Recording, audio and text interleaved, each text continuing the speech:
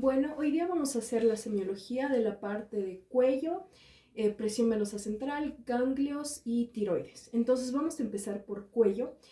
Y en la parte del cuello, bueno, primero, antes las consideraciones generales que siempre tenemos que tener: portar la indumentaria correcta, posicionar a nuestro paciente en un ambiente cómodo, en un ambiente privado, en un ambiente bien iluminado, hacer la correcta asepsia y antisepsia antes y después de tocar al paciente, muy importante, no se olviden. Van a colocar a su paciente sentado con el cuello descubierto, se presentan con su paciente. Buenos días, yo soy la doctora Claudia Navarro. Hoy le voy a hacer una exploración de cuello y tiroides. Este examen no es doloroso, no es molesto. Sin embargo, si en alguna de las maniobras que yo le voy a realizar siente algún dolor o alguna molestia, me lo hace saber, por favor.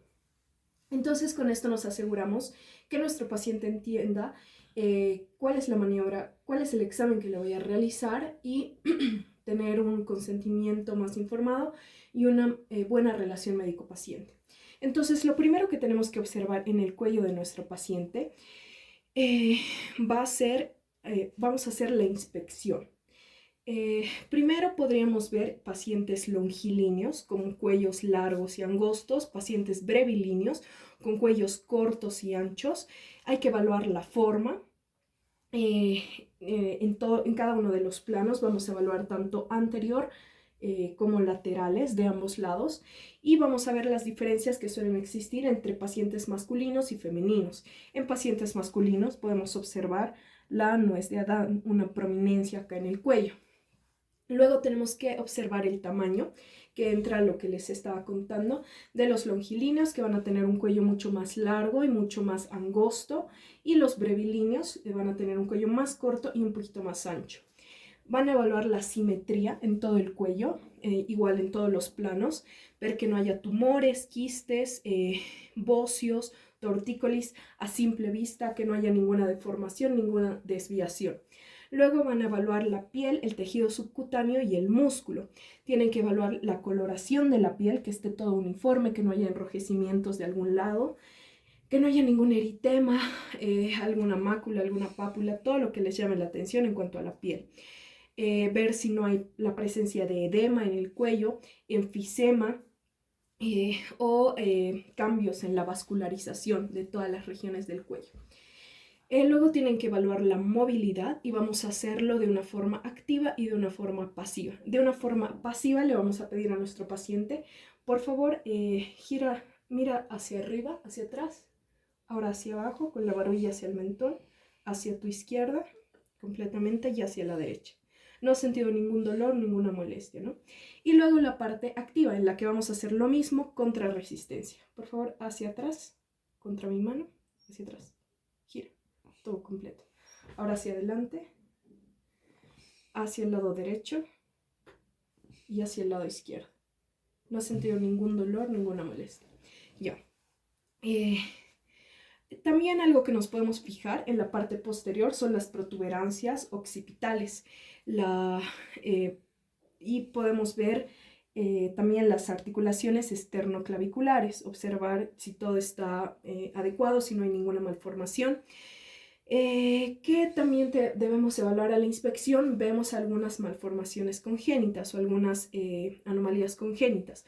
Por ejemplo, en el síndrome de Klippel-Feil va a haber una ausencia de las vértebras cervicales superiores, que las vamos a poder observar en la parte posterior. En el síndrome de Turner existe lo que se llama cuello de esfinge, donde las membranas cervicales hay una sinostosis de las vértebras cervicales.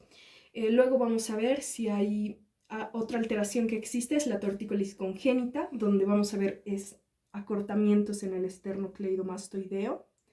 Acá, perdón, mira hacia acá. Ahí se observa. Vamos a ver acortamientos en el esternocleidomastoideo. Podríamos ver un síndrome mediastínico que generalmente se da por tumores que comprimen y se va a manifestar por una distensión venosa, un edema en esclavina y una circulación colateral. Esos tres signos. En las mujeres podemos observar el collar de Venus, en los hombres la nuez de Adán, y podríamos observar algún tipo de absceso cervical que se va a presentar con eritema. Luego vamos a evaluar las remarcaciones óseas del cuello. Tenemos que observar la séptima vertical, la séptima cervical, la séptima vértebra cervical, la apófisis espinosa. Debemos observar las masas musculares, igual que existen, el trapecio, el esplenio, el complejo mayor y menor, que no exista ningún tipo de contracturas. Esto ya lo hemos evaluado haciéndole a mi paciente la movilidad. Y podemos ver el triángulo anterior y posterior de los músculos. El triángulo anterior está formado por, a ver, un poquito, ahí, está, no sé si, ahí, está formado por el esternocleidomastoideo, por la mandíbula, por la rama de la mandíbula y por la línea media. Y el triángulo posterior está formado por el borde del esternocleidomastoideo, por el músculo trapecio y por la clavícula. Entonces esos son los dos triángulos más importantes. Si mi paciente a la inspección, a la movilidad, tuviera rigidez del cuello o rigidez de la nuca, podríamos estar pensando en una meningitis o en una espondiloartrosis. Si es a la flexión y extensión, que hay mucha rigidez y mucho dolor, pensamos en una meningitis. Si más bien es a la rotación lateral, vamos a pensar en una espondiloartrosis, que ya sería un cuadro mucho más crónico. Ya. Luego tenemos que observar también la simetría que existe en la región cervical. Aquí podemos ver algunas alteraciones, como ser los quistes dermoides, el glomus carotídeo, que es un tumor de seno carotídeo, los quistes branquiales, que generalmente se presentan en el borde anterior del esternocleidomastoideo, y al tacto se van a sentir como bolsas de agua caliente. También podremos ver quistes tiroglosos en la línea media, y estos quistes tiroglosos tienen la particularidad de que ascienden cuando nosotros le pedimos al paciente que saque su lengua, y los quistes deben ascender. Así reconocen un quiste tirogloso. Podemos evaluar el asta mayor del dioides haciendo una pequeña palpación, y esta la vamos a diferenciar porque a la deglución de nuestro paciente va a ser móvil. Podríamos encontrar un divertículo faríngeo. Hay que evaluar igual las glándulas salivales, sobre todo las submaxilares, porque podrían haber algún tipo de hipertrofia o alteración. Luego podríamos ver algo que se llama el signo de cuello de esfinge, donde existen pliegues mastoideos. Y algo importante, en la región derecha podríamos ver una masa una masa en la parte de la región derecha, muy aumentada de tamaño, que se llama escrófula. La escrófula, los libros lo describen como apariencia en huevo de tortuga, y es debido a una tuberculosis. Es un adenoma tuberculoso que muchas veces puede fistulizar, pero se tienen que acordar que es un signo de la tuberculosis en fase aguda. Ya. Otra cosa que debemos observar en la parte de la inspección del cuello son las arterias, las vascularizaciones.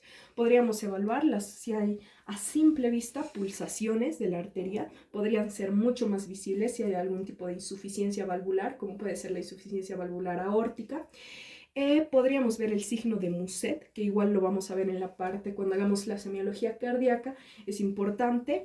Que se conoce también como el baile arterial, que es que mi paciente va a seguir, va a hacer un ritmo con la cabeza siguiendo las pulsaciones, y esto significa que tiene una insuficiencia aórtica grave. Entonces van a ver a su paciente haciendo como que este movimiento, como que palpitaciones, pulsaciones, siguiendo las palpitaciones del pulso, y eso es el signo de Muset. Si observan un latido muy visible unilateral, cervical, podría ser un aneurisma, generalmente de la subclavia o de la aorta. Si está localizado a la derecha, se puede tratar del sifón carotídeo. Y este sifón carotídeo puede tener cambios escleróticos en la edad avanzada. Si hay disminución o ausencia de los latidos, ya sea a la palpación o a la inspección, más que todo a la palpación, nosotros vamos a palpar el pulso carotídeo de ambos lados con los pejos de los dedos. Ya, entonces igual pueden seguir todas las características del pulso que ya hemos visto, pero si estos pulsos están disminuidos o hay ausencia, puede deberse a una aterosclerosis o a una obstrucción. Cuando hay una obstrucción, inclusive puede haber la presencia de un frémito carotidio, que ustedes van a sentirlo. Un frémito, se tienen que acordar que es la manifestación palpable de un flujo turbulento o la manifestación palpable de un soplo. Entonces pueden encontrar eso, frémitos cervicales, y podrían inclusive auscultar las carótidas, aunque esto no se hace tan regularmente. Luego pueden observar igual las venas, todavía seguimos en la parte de la vasculatura. En las venas ustedes evalúan la turgencia, las pulsaciones, y ahorita vamos a ver posteriormente el examen vascular de cuello, la presión venosa central. Vamos a entrar en eso en un momento. Luego también pueden observar la tráquea. La tráquea tienen que observarla encima de la horquilla esternal.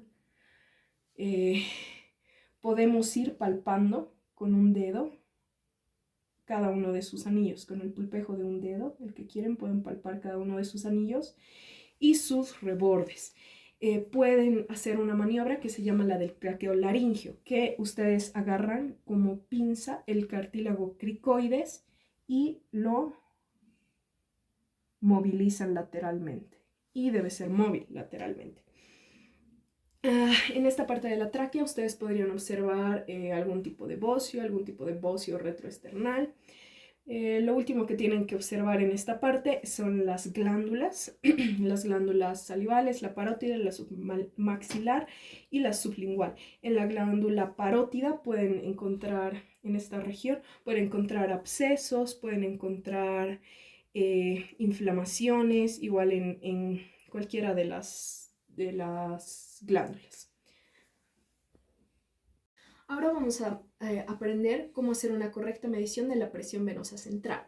En la presión venosa central vamos a usar un método que se llama el método clínico de Lewis. No es tan preciso, ya que la presión venosa central generalmente se mide a través de métodos invasivos, a través de un catéter de 3 vías, que eso se lo hace obviamente en hospital. Pero nosotros podemos usar este método clínico de Lewis, quizá en pacientes con algún tipo de ingurgitación, con algún grado más bien de ingurgitación yugular, para darnos una idea más o menos. Entonces, idealmente nuestro paciente tiene que estar a 45 grados en la camilla en posición semi-Fowler. En este caso yo lo voy a hacer de esta manera para que ustedes puedan observar el método, porque si no se me haría demasiado difícil grabarlo y que ustedes puedan ver correctamente. Entonces, posicionan a su paciente a 45 grados en la camilla en la posición semi-Fowler. La vena, ustedes, si es que ven una ingurgitación yugular, van a observarla y van a observar más o menos hasta qué nivel del cuello llega. A simple vista pueden observarlo como que lateralmente. Si algún paciente tuviera ingurgitación yugular, va a ser fácil verlo. En un paciente normal no es tan visible, pero con algún tipo de luz o desde algún tipo de ángulo tal vez podrían observar un poco hasta qué nivel llega la sangre en la vena. Entonces, lo primero que van a hacer es localizar el ángulo esternal de Lewis. ¿Cómo hacen eso? Van a ubicar la horquilla supraesternal, que es este huequito más o menos en forma de U que se encuentra al principio del esternón. Es fácil si ustedes lo palpan, y van a ir bajando con sus dedos hasta donde van a sentir una protrusión.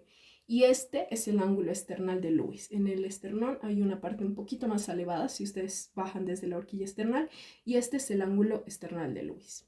En el ángulo esternal de Lewis ustedes tienen que saber que a este nivel está la emergencia de la segunda costilla.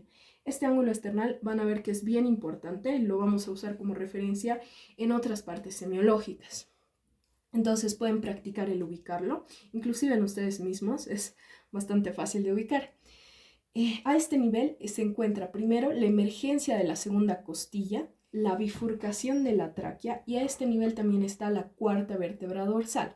Entonces, lo que vamos a hacer es, con la ayuda de 2 reglas, o una regla y algo que puedan usar para medir, Vamos a colocar la primera regla de forma vertical sobre el ángulo de Lewis que hemos localizado. Entonces, vertical a 90 grados la localizamos.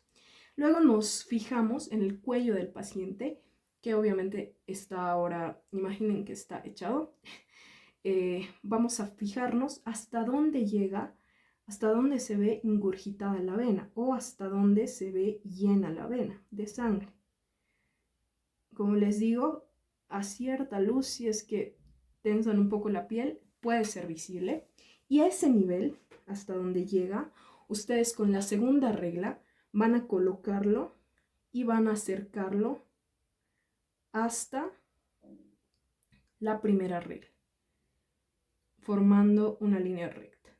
Y se van a notar en qué valor ha llegado. En este paciente, no sé si pueden observar, pero el valor es más o menos entre 9 y 10, lo cual es considerado normal. ¿Por qué? Porque la presión venosa central tiene que estar entre 8 a 12 centímetros de agua. Entonces, ustedes tienen que tener en cuenta que desde el ángulo de Lewis se encuentra a 5 centímetros de agua de la aurícula derecha. Entonces, a la medida que ustedes sacan de la regla vertical, se le tiene que aumentar aproximadamente 5 centímetros. Y si está entre los rangos de 6 a 12 centímetros de agua, entonces es una presión venosa central normal. Obviamente este método no es tan preciso, pero les puede dar un aproximado de si su paciente se encuentra en rangos normales para después pedirle un método ya invasivo. La presión venosa central puede estar aumentada en patologías que impidan el vaciamiento de la aurícula derecha. Puede ser el cor pulmonale, un shunt izquierda-derecha, una estenosis pulmonar, un infarto agudo de miocardio del ventrículo derecho, todo lo que obstruya el vaciamiento de la aurícula derecha. Puede aumentar la presión venosa central y va a estar disminuido en patologías como la anemia, como hemorragias, deshidratación, shock séptico, todo lo que disminuya de alguna forma el retorno de la sangre a la aurícula derecha. Ya. Ahora vamos a pasar a la parte de la exploración de los ganglios. En la exploración de los ganglios vamos a hacernos ayuda de la maniobra de la palpación. Nosotros vamos a palpar con el pulpejo de los dedos haciendo movimientos circulares y vamos a seguir una secuencia. Vamos a evaluar primero los ganglios occipitales en la parte occipital con ambas manos. Vamos a localizarnos en la región occipital y vamos a ir palpando con la técnica de ambas manos, con el pulpejo de los dedos y haciendo movimientos circulares. La región occipital drena el cuero cabelludo y puede estar aumentada de tamaño en la foliculosis y la pediculosis. Luego vamos a ir palpando la parte retroauricular o mastoidea, igual con movimientos circulares, bilateral con el pulpejo de los dedos. Esta va a drenar el cuero cabelludo, la piel posterior del cuello y la región temporal, y pueden estar aumentados en patologías como la varicela, la mononucleosis, la toxoplasmosis, una otitis media, la mastoiditis o la rubeola. Luego vamos a evaluar los ganglios preauriculares en la región preauricular, igual localizándonos detrás de nuestro paciente para que se haga mucho más fácil la maniobra, bilateralmente y con el pulpejo de los dedos haciendo movimientos circulares. Entonces vamos a ir palpando todo lo que son los ganglios preauriculares. Estos ganglios van a drenar la parte de los párpados, la piel de la región temporal y cierta parte del cuero cabelludo. Acá podríamos encontrar, si es que están aumentados de tamaño, podríamos encontrarlos junto dentro de un complejo que se llama el complejo oftalmoganglionar de Romaña-Maza, que es en una patología muy frecuente en nuestro medio, que es el Chagas, donde van a encontrar el signo de Romaña en la región auricular del paciente, más un aumento de tamaño en los ganglios preauriculares. Luego nos vamos a los ganglios submaxilares en toda la rama de la mandíbula. Y estos van a drenar el piso de la boca y el centro del labio inferior. Pueden estar aumentados de... No, estos, los submaxilares, van a drenar la lengua, las encías, el labio inferior, el labio superior y la mucosa bucal, parte de la mejilla y parte del ángulo interno del ojo. Entonces pueden estar aumentados en patologías como caries, como herpes, en alguna patología que esté afectando esas regiones. Luego, con una sola mano, aproximadamente con 2 dedos, vamos a palpar el ganglio submentoniano. Relajado. Submentoniano, que se encuentra acá en esta región, y es un solo ganglio, entonces por eso lo palpamos de esta manera. Este va a drenar el piso de la boca y el centro del labio inferior, y este, si está aumentado de tamaño, puede deberse a herpes labial. Ya. Luego vamos a drenar los ganglios cervicales posteriores, que se van a encontrar en esta región, y si están aumentados puede deberse a pediculosis, tuberculosis o infecciones del cuero cabelludo. Luego podemos palpar los ganglios cervicales anteriores, tanto los superficiales y los profundos. Para los superficiales lo hacemos acá en la región antes del esternocleidomastoideo. Esta región de los ganglios cervicales anteriores superficiales va a drenar el pabellón auricular y la parótida. Y luego en la parte de los cervicales anteriores profundos, nosotros podemos usar la técnica de pinza en el músculo esternocleidomastoideo e ir un poco más profundo.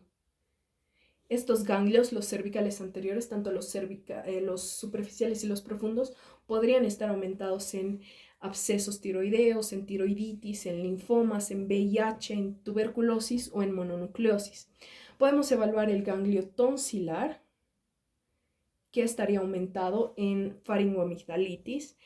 Y los últimos grupos ganglionares que vamos a evaluar son los grupos supraclaviculares, donde igual nos vamos a localizar detrás del paciente. Le vamos a pedir a nuestro paciente que eleva los hombros así de esta manera para que se forme un hueco, y en la piel desnuda vamos a, dentro de ese hueco, el hueco clavicular, vamos a palpar los ganglios. Y acá podríamos encontrar en el lado izquierdo lo que se llama el ganglio de Virchow o el ganglio centinela, que puede estar aumentado en cáncer gástrico o en cáncer esofágico. Y en el lado derecho, si es que encontramos un ganglio centinela derecho, podría estar aumentado en cáncer de mama o en cáncer pulmonar. Ya, entonces, ¿qué vamos a evaluar aquí en los ganglios? Siempre vamos a evaluar 7 características que nunca se tienen que olvidar, y son las características que ustedes van a evaluar en todos los ganglios. Uno es la localización, dónde están localizados en mi paciente los ganglios aumentados de tamaño, la forma de los ganglios, si es irregular, si es regular, si son redondos, espiculados.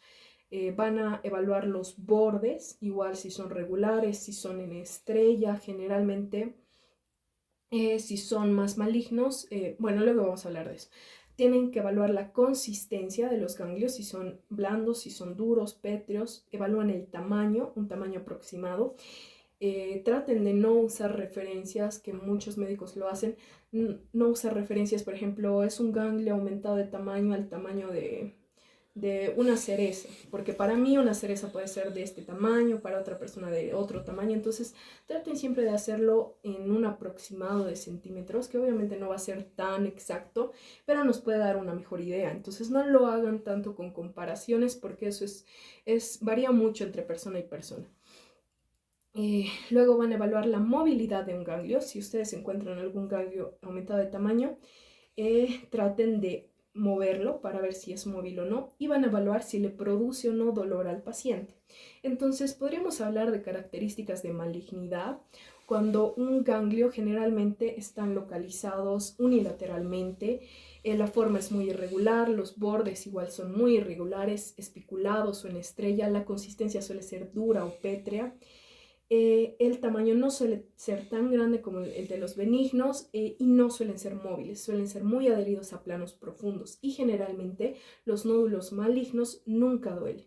Sin embargo, características de benignidad en un nódulo más bien van a hacer que estén localizados bilateralmente, que la forma sea más regular, que los bordes sean regulares, o sea, va a ser de contornos regulares, circulares, lisos, planos, como quieran llamarle. La consistencia va a ser mucho más blanda, el tamaño igual suele ser mayor y son móviles, no están adheridos a planos profundos y generalmente son dolorosos. Aunque suene contradictorio, el dolor es una característica de benignidad en los ganglios. Y con esto habríamos acabado la parte de el examen ganglionar y el examen de cuello. Por último, lo único que nos queda es hacer el examen de la parte de la tiroides. En la parte de la tiroides vamos a usar la inspección, la palpación, la auscultación y la percusión, que son técnicas menores, pero las vamos a revisar de todas formas. Entonces, lo primero, a la inspección. Nosotros vamos a localizar a nuestro paciente sentado y con el cuello descubierto. Primero, podemos localizar las estructuras. Vamos a localizar el cartílago hioides, el tiroides, la membrana cricotiroidea, el cricoides y el istmo de la tiroides, que debería estar debajo del cartílago cricoides. El cartílago cricoides, es mucho mayor en los varones, se nota más en los varones. Entonces el istmo de la tiroides suele estar a nivel del segundo o tercer anillo traqueal y se encuentra localizado debajo del cartílago cricoides. Eso tienen que identificar primero. Entonces van a evaluar la parte de la tiroides con el paciente con la cabeza normal. Vamos a evaluar si no hay ningún bocio, ninguna protuberancia, si no hay alguna asimetría. Van a evaluar los lóbulos a simple vista de la tiroides, si hay un lóbulo más grande que otro que esté produciendo asimetría, si hay nódulos en la línea media, como ya hemos hablado, pueden ser restos del conducto tirogloso o quistes tiroglosos. Pueden evaluar si hay latidos que producen una hiperfunción, se deben a una hiperfunción de la tiroides, y este es un signo de hipertiroidismo que ustedes ya han estudiado. También, aparte de evaluar al paciente con la cabeza normal, le vamos a pedir que hiperextienda la cabeza. Igual vamos a evaluar todo lo que he mencionado antes y le vamos a dar un vaso de agua y le vamos a pedir que degluta. En este caso no, pero se le pide, o sea, se le da un vaso de agua y se le va a pedir que dé un sorbo, trague y observar si a la deglución hay el movimiento o el ascenso de algún tipo de bocio. Ya. En condiciones normales tienen que saber que la tiroides no es palpable ni visible. Entonces, si ven algún grado, si es visible en algún grado a la inspección, ya vamos a observar todos los grados de bocio que existen. Ahora vamos a pasar a la parte de la palpación. En la palpación igual tenemos que hacerlo en las tres posiciones, en cuello normal, en hiperextensión y con el paciente cuando deglute. Y vamos a usar tres técnicas. La primera es una técnica de abordaje posterior. Van a localizar a su paciente en una silla, se van a localizar posterior a su paciente y es la maniobra de Kervine, de abordaje posterior y bimanual. Entonces lo que van a hacer es con el pulpejo de los 4 dedos, primero van a apoyar los pulgares, los 2 pulgares en la vértebra séptima cervical o más o menos a ese nivel, o sea, no es necesario que esté sobre la séptima vértebra cervical porque hay pacientes que tienen un cuello más ancho, entonces ustedes pueden tener manos más pequeñas, entonces no les va a alcanzar, pero a ese nivel colocan los 2 dedos pulgares y con el resto de los 4 dedos ustedes lo que van a hacer es de la misma forma que hemos hecho con los ganglios, en movimientos circulares, ir palpando la tiroides. Entonces, posiciono mis brazos y voy palpando la tiroides. ¿Qué vamos a buscar? Podemos buscar anormalidades como sobreelevaciones, sensibilidad. Le preguntamos a nuestro paciente, ¿sientes dolor a la palpación? Yeah. Podemos evaluar la consistencia de un lóbulo del otro. En esta parte pueden incluso pueden empujar desde un lado y palpar un lóbulo con la otra mano contralateral, o empujar desde el otro y palpar del otro lado. La movilidad igual de la tiroides. Pueden inclusive sentir frémitos en la parte de la tiroides. La segunda maniobra es una maniobra de abordaje anterior unimanual, que se llama la maniobra de Crilley. Esta maniobra se trata de que con una sola mano yo me voy a posicionar de frente a mi paciente y vamos a desplazar, o sea, vamos a localizar la tiroides y vamos con un dedo a desplazar hacia un lado la tiroides, y con el pulpejo de los otros 4 dedos vamos a ir palpando. Entonces desplazamos y empujamos hacia un lado y contralateralmente vamos a palpar. Y luego hacemos lo contrario. Con el pulpejo de los 4 dedos desplazamos y palpamos. O podemos hacerlo con la otra mano. Pero es de abordaje anterior unimanual, la maniobra de Crilley. Y la última maniobra es la maniobra de Lahey, que igual es anterior, pero es bimanual. Para eso, a ver, gírate un poquito hacia acá, para que se vea. Ya. La maniobra de Lahey, ustedes se pueden acordar porque van a posicionar sus dedos en forma de L, así como Lahey. Entonces, con eso se pueden acordar. Bimanualmente, dedos en L, hacemos la misma técnica. Vamos a, con una mano, empujar y con la otra vamos a ir palpando. Empujamos de un lado y vamos palpando con el otro lado. Y lo mismo del otro lado, empujamos y palpamos con el otro lado. Ya. Entonces esas son las 3 formas de hacer la palpación de la tiroides. No necesitan hacer las 3, pueden escoger cualquiera, la que les convenga más, y realizarla y evaluar si hay la presencia de todas esas características que les he mencionado antes. Ahora, ustedes vamos a buscar la presencia, con la palpación buscamos la presencia de bocios, es una de las cosas que buscamos. Podríamos utilizar algo interesante que se llama la regla de los pulgares. La regla de los pulgares nos dice que existe bocio si el tamaño del lóbulo de la tiroides es mayor a la falange distal del dedo pulgar de mi paciente. O sea, obviamente no es tan preciso, no en todos los casos, pero puede ser un aproximado, o sea, del tamaño de la falange distal. Si esto fuera mayor, podrían ustedes ya pensar en que sí existe un bocio. El bocio nunca se relaciona con la hiperfunción de la tiroides, es decir, no porque ustedes encuentren bocio significa que sí o sí el paciente va a tener hipertiroidismo. No, puede presentarse bocio en pacientes con hipotiroidismo.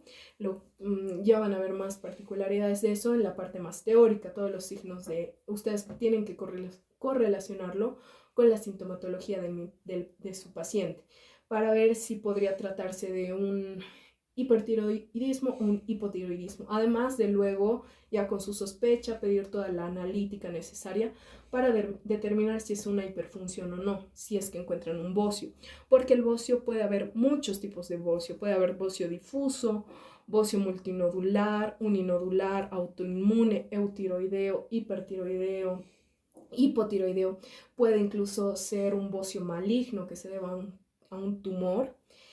Si es que ustedes sospechan, o ustedes más bien podrían sospechar una malignidad del bocio, cuando le van a pedir a su paciente, ustedes van a palpar el bocio y le piden a su paciente que degluta, o sea, le alcanzan un vaso de agua y le piden que haga un sorbito y degluta.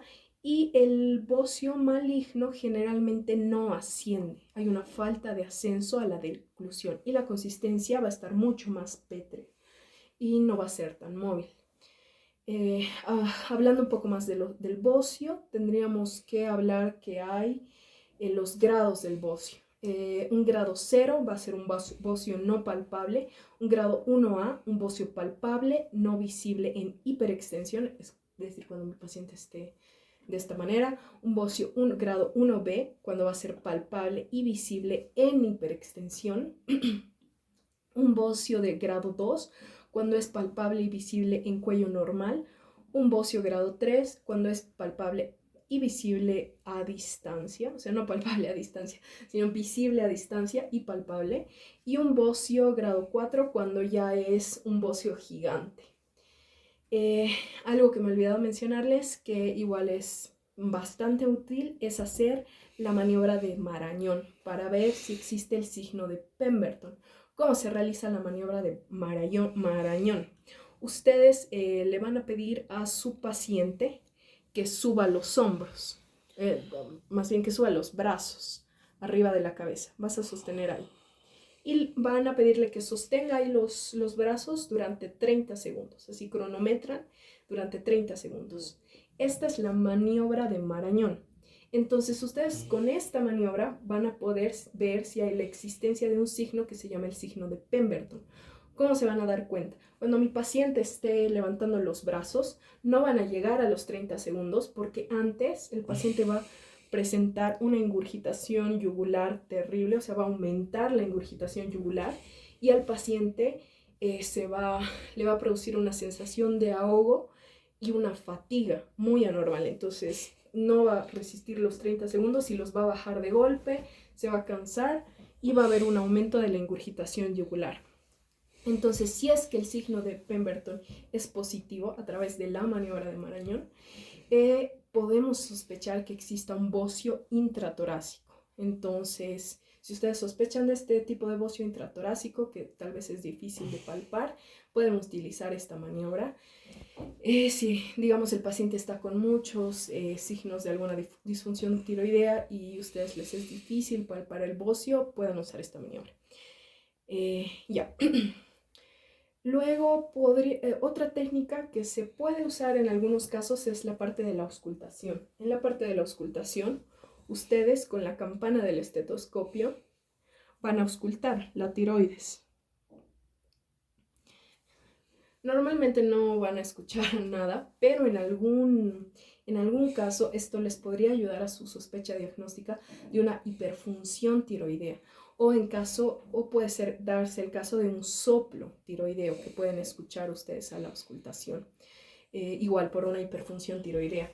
Si es que hay un soplo a la auscultación, ustedes al palpar incluso podrían encontrar un frémito, que como ya les he dicho, un frémito es la manifestación palpable de un soplo o de un flujo, traduce que hay un flujo turbulento. Y la última técnica que nunca se usa, que es una técnica excepcional, que se las menciono solo para que la conozcan, es la técnica de la percusión. En la técnica de la percusión ustedes pueden hacer algún tipo de percusión en la tiroides y la bibliografía nos dice que podemos utilizar eso en sospecha de bocio intratorácico y se va a acompañar de una sintomatología específica de este bocio intratorácico, que es la disfagia u odinofagia inexplicable por algún otro tipo de estudios. Pero si ustedes sospechan de este bocio, lo más adecuado es que hagan la maniobra de Marañón para descartarlo. Entonces la percusión es algo que realmente no se usa.